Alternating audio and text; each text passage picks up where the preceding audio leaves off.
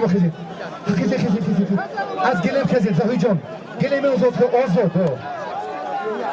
داوری پهلو که شما عبدالله طالب حکم میکنید فقط با تخت پشت اگر یکی از پهلوانو از رقابت دست کشد آنگاه نفر دیگر حقی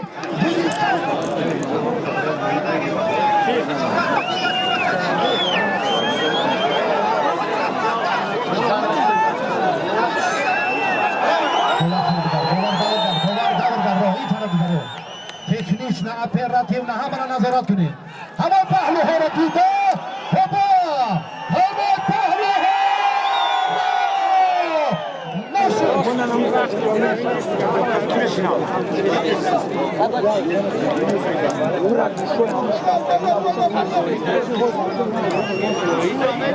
بچه ها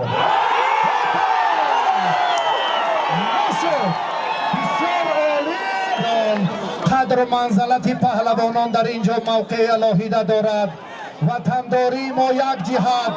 همسایگیمان صداقتمان در تنتنه نوروزی بسیار نقش مهم دارد دوستی ما برادری ما ابدی است ما این را همیشه قدر میکنیم مهمانان ازبکستان را خوش آمدید میگوییم